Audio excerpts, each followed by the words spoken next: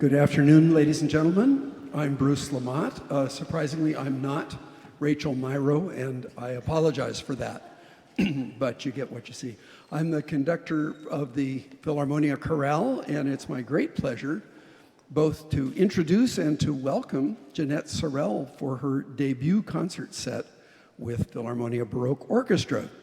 So we're going to sit here for a few minutes and just talk about your life and anything else you want to talk about, and hope you enjoy it.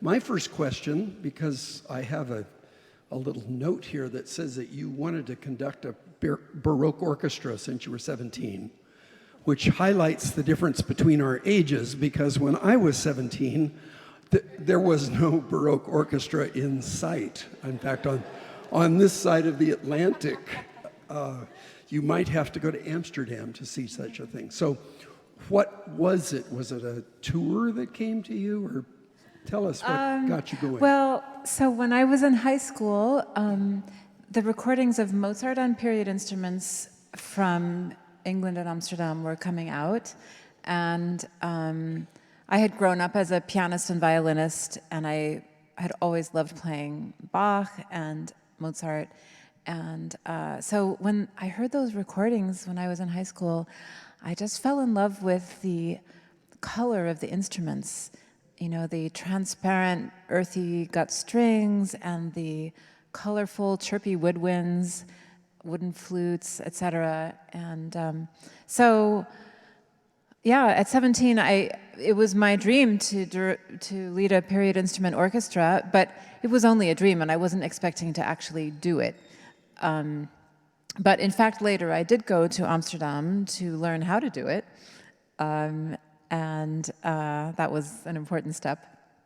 Yeah. Now, did you hear an orchestra live, or was this from recordings? Where were you at this point in your life? Well, in high school it was from recordings. I think the first time I heard a period group live was in college when the English Concert made a short U.S. tour, and they happened to come to where I was, and that was really memorable for me to hear them live. Yeah. A lot of us came to the harpsichord from, well, I was a recovering Presbyterian organist, and many of us were organists who later sort of went to the secular world and harpsichord. But you come from piano to harpsichord. Did the Baroque music come first and then the harpsichord, or what was that all about? To some extent, yeah. I mean, I grew up playing piano and violin, and I was already taking conducting lessons in high school and leading a vocal and instrumental ensemble from the keyboard, from the piano, when I was in high school. Just purely for fun. I had absolutely no idea that it had anything to do with a future career.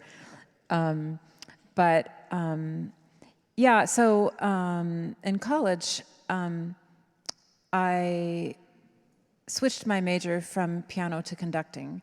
And when I did that, then as a conducting major, there was a requirement that you had to take a secondary instrument. And I really did not want to take violin because I love the violin in the orchestra, but I hated it solo. But don't tell anybody. So I looked through the list of instruments that they were offering, and you know, there was clarinet and French horn and all kinds of things that I would have no idea about.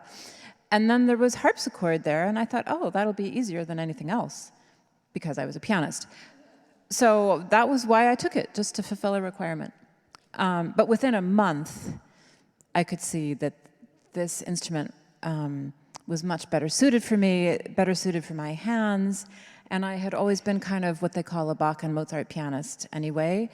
I couldn't reach the big, you know, Liszt and Rachmaninoff pieces, so yeah. Yeah, so it kind of chose you. I guess it chose me, yes. Really quite nice. Yeah. This brings me to another point that I like to make about period instrument orchestras, and that's, at least in the 70s when they were first emerging, there was so much more gender equity in the players. If you look at a picture of Philharmonia, for instance, in the 80s, and then you look at a picture of the San Francisco Symphony or the Vienna Philharmonic, you have to look for the harp player to find a woman.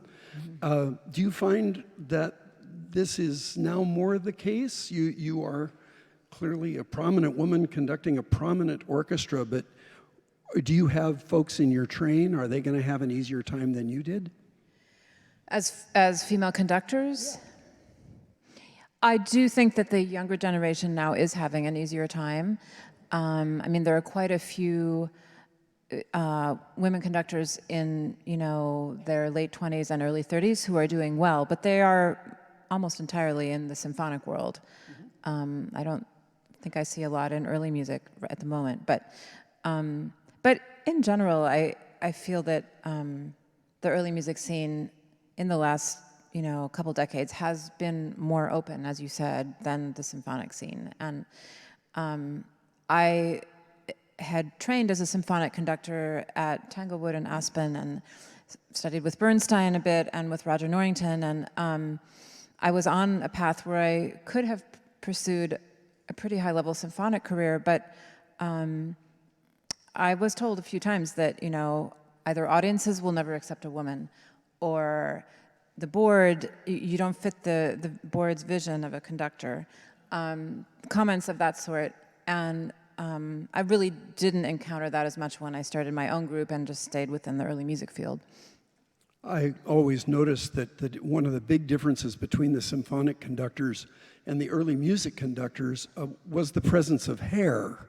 You go against that, but if you look at Alan Curtis, Nick McGeegan, you can go right down the list, Ton Koopman, as opposed to Stokowski and von Karajan, and somehow the hair loss goes right with the period instruments. I don't know why.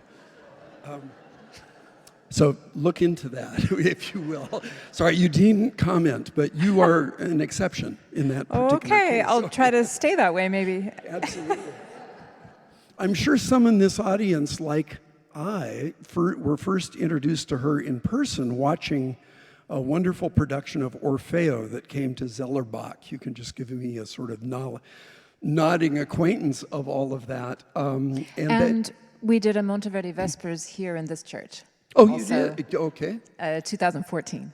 Well, the Orfeo was incredible, and it also introduced us, as that would have, to your Apollo singers, Philharmonia Chorale equivalent, and almost as old as we are. So I think we're kind of sister groups.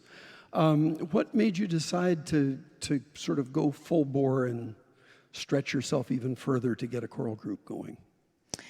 Oh, well, I had sort of always worked with instruments and singers, even in high school when I had this little group that I was leading. And so when I launched my own band, which is called Apollo's Fire in Cleveland, the debut concert was the Mozart Requiem. And so obviously we needed a chorus in order to do the Mozart Requiem. And so we had a chorus from the very beginning, and I chose the singers, and it's just always been there, yeah. And do you direct the chorus, or do you Yes. have a chorus master? No, I just do it myself. Okay. Yeah. Don't get any ideas, Mr. McGeegan. I really need this job, so we'll leave that alone. I think this is a very interesting program, and for many of us, I think hearing Grétry live is going to be a revelation. Probably your one and only time in your lifetime to hear Grétry live, yes. And what's about that? Because listening to this music is perfectly delightful, and it reminds us that Mozart and Haydn weren't just listening to Mozart and Haydn. Right. That there were all of these other influences, and Mozart doing Abduction from the Seraglio at the same time Grétry was doing Beauty and the Beast, basically. Yes. In Vienna. Why was there this kind of Darwinian thing where the Grétrys kind of fall off and the Miss Liviceks and others fall off the... Yeah. It's a fascinating question, isn't it? Yeah. So the suite that I put together by Grétry, which you'll hear this afternoon, is drawn from two different operas, both of which were unbelievably, spectacularly popular and successful. And they ran for 50 years continuously. I mean, what opera runs continuously for 50 years? It doesn't happen in modern times. Zemire Azor, which is Beauty and the Beast, premiered in 1771 and ran continuously until 1820 something. It was translated into 7 languages, if I remember right, because in those days, if you took an opera to another country, you would translate it into that language because they didn't have super titles. And it was really unthinkable to just bring an opera to an audience and sing it in a language that they wouldn't understand. So it was translated into English and taken to London, and it was translated into Russian and taken to St. Petersburg, and into German, taken Vienna, etc. And I think you'll hear that it is very charming, as Bruce said, and it also has a lot in common with early Mozart. So in this program, we open with an overture that Mozart wrote when he was 12 years old. So it's full of excitement and energy and maybe a bit of naivete. And then we go to the Grétry, which the overture of the Grétry sounds similar to the overture of the Mozart, I think. But then as you get into the other movements, you get this kind of French suaveness that comes in, and it sounds a bit more like Rameau. And then the oboe concerto is kind of early middle Mozart and starts to sound more lyrical and more mature. And then in the second half, we get to late Mozart, great Mozart, with Symphony Number 40, which of course is much more complex, and you have a much deeper emotional sense of this human being.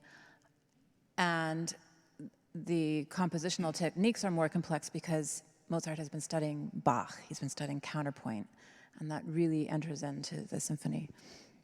So as a conductor, sort of like as a program annotator, what do you do with Symphony Number 40 that hasn't already been done? Probably short of Eine kleine Nachtmusik, it's the most familiar of all Mozart things. I think if I were locked in a submarine and I wanted somebody to answer my knock, it would probably go da-da-dum, da-da-dum, da-da-da-dum, and the person on the outside undoubtedly would answer in kind, because it's really well known. This audience is hearing you do this for the first time. What's going to be special about your approach to the piece? Well, I honestly am not all that sure how other people do the piece. That's good. So, but Mozart marked the first movement molto allegro, okay? So very allegro. And that's a fairly unusual marking. Your typical thing that you see in a first movement is just allegro. So I take that as a hint that it is restless, agitated, a bit nervous, and hurried a little bit. So that's what I've been trying to do with the musicians this week, and trying to have a little bit of a breathless quality in that famous theme. And then, the second movement, the Andante, is just full of light and shadow and goes through some unusually strange harmonies. And when you play them on period instruments, as Mozart, the instruments that Mozart was writing for, the tuning becomes even more interesting, because these woodwind instruments, if they're playing like a G flat or a D flat, it's going to have a kind of particular tuning and color, which all gets kind of washed out on modern instruments. So it's just a world of light and shadow in that movement, and I try to do it with a bit of lilt and not as slowly as you probably hear it on symphonic recordings.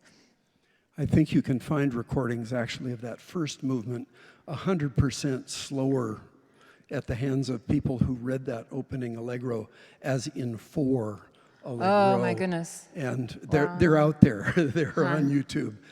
We won't have to listen to that for sure.